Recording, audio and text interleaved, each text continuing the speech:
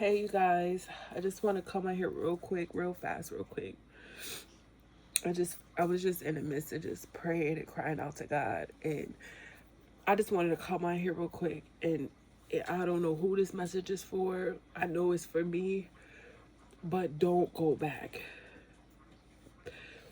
Whatever God has saved you from, whether it be drinking, smoking, gluttony, fornication, stealing, lying, you was addicted to drugs, anything, if you lust, porn, anything that had a strong hold on you, or maybe you might be in the midst of fighting whatever sin or stronghold, generational curse, whatever it is, don't go back.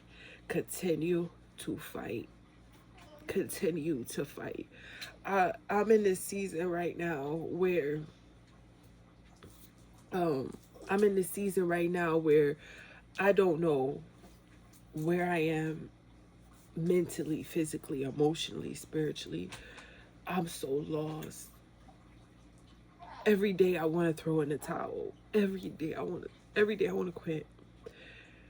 But something keeps me going and believing God for who He is, and that He is a possible God for the impossible. But I'm in a season where the spiritual warfare is turned to the max. I have battled with I have battled with strongholds, demonic spirits, attacks, doors I have opened, doors I have inherited, or just simply the devil being the devil. Because you got to remember, we have to take accountability for our own actions. We open up doors and then go crying to God to close them. He closed them, then we open them right back up. And the Bible tells us, Jesus tells us in the book of Matthew, when you get rid of them spirits, you got to keep your place clean. You got to keep them things out. You can't go back, because when you go back, they come back stronger, and they come back 7 times. And before you know it, you battling not one, but 2, 3, 4, 5, 6, 7 different things, when it probably started off with one. So this message is just to let somebody know, hold on, hold on, hold on, and cry out to God. Just cry out to God in repentance, and ask Him to deliver you. Seek Him diligently with your heart. You have to make up your mind and say, God, I choose you. I choose you today. And I know it is hard. I know it is hard, because I'm right now battling my own willfully sins, doors that I willfully open. I have no animosity towards God. I don't blame God for nothing, because I know I take accountability for my actions. But I'm praying for His grace and mercy to help me overcome what I put myself in. And this message is to let somebody know, hold on, keep going, be strong, and believe God, and keep praying, keep praying. I'm at this point in my life where I used to have my prayers, where I would write my prayers out. Where my book at? I used to write my prayers out, and it was like a routine for me. God, make sure I get up, I pray, I do this. I'm at that point where all I can do now is just stay at His feet and cry.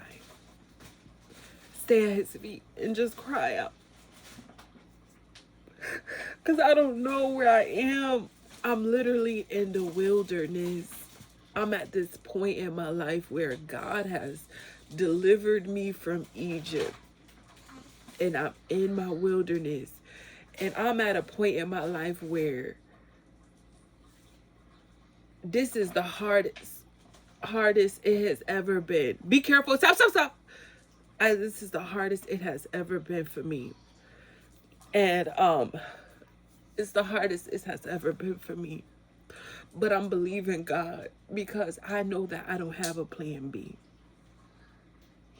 And anything outside of God is death. Anything outside of God is death. And I bind up premature death. I bind up every plot and plan of the enemy. I bind up that broad gate. I just sat here and I thought about my dream. And I just posted right before this video, I had posted a video talking about I had a dream, and me and a girl was on our way to the store, and it was two entrances.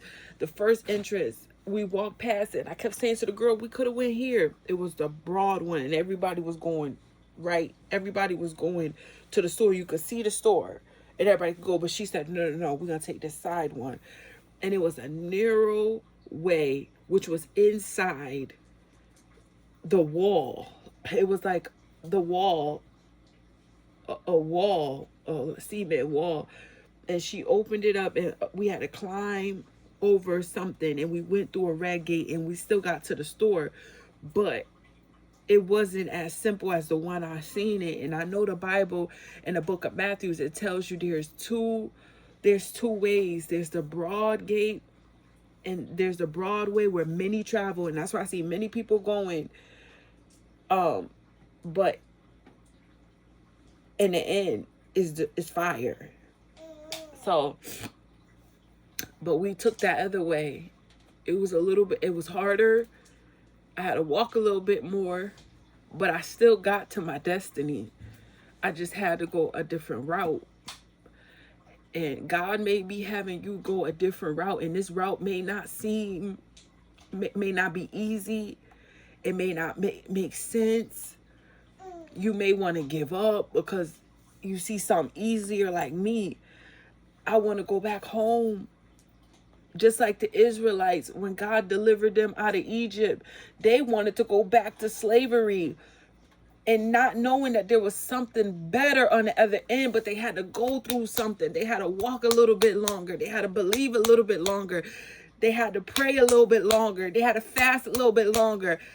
They had to praise a little bit longer, but they were there and they didn't even know how close they was. And I'm at that season in my life that I know in my heart, I am here.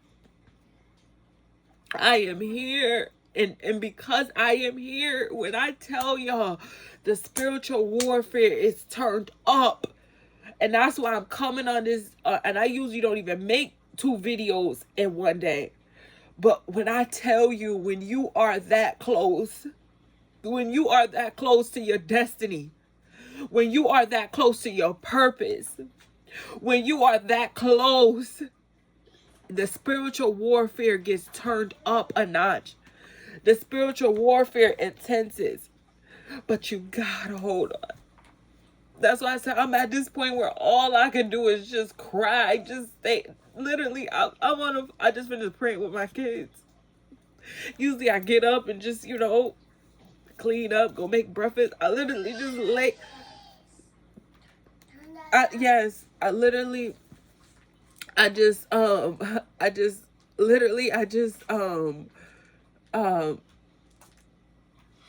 went back on my knees and just started crying. Just crying, God help me. Like, God, I can't even walk. You gotta carry me. You gotta carry me. I'm tired. My flesh is my number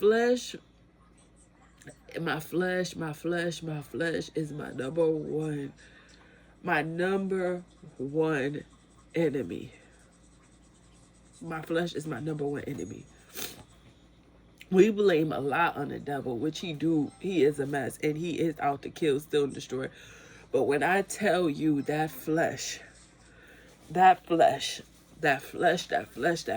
why, you know what? I look at death a lot different now. Now I see why Jesus told them disciples, go let the dead bury the dead. This shield, this vessel, this here, man, I don't even think I'll ever look at a funeral the same. This is your number one enemy. This is your number one enemy. This is what's going to keep you furthest from God. This is what's going to keep you furthest from God. That's why man, fast, fast, fast, fast. Please, fast. Y'all, I'm at that season, man. Nothing makes sense. I feel so overwhelmed. I feel lost. But I still have to trust him. I still got to trust him. You still got to trust him. I don't know where you at. You may be dealing with, like I had my, one of my subscribers wrote me on my last video and told me that he's going through something. Another girl betrayed him. You going through betrayal, Jezebel spirits after you. Man, trust God. Trust God. Surrender. Surrender. I know we in a season, man, when I tell you, it seems like the saints is losing, but honey, no, it's not. No, we would never lose. We just gotta hold on. We gotta hold on. Jesus said you will suffer for my sake, but it's okay. Better days are coming. I'm here to tell you, this is part of my testimony, because when I get where God got me going, I don't want nobody to think anything was handed to me. I don't want nobody to think it was easy. It's not easy walking with God, but it's worth it. It's worth it, not because of the stuff, the carnal stuff you gave, because he is going to bless you, and he is going to make sure your cup overflow, and he is going to fill your basket. But the type of strength you gonna get, the wisdom you get, the discernment you get, because new levels bring new devils. And what I learned, and what I'm still learning, because I'm still here in this wilderness, is that trusting God, the trust, increasing my faith, and the power of fasting, the power of prayer, the power of worshiping. Even if you worship for 10 minutes a day, just give God his glory, even in this storm. When I finish with this, I'm going to go have me and my kids go and just worship him, even though I'm lost, y'all. When I tell y'all I'm lost, I told God, I need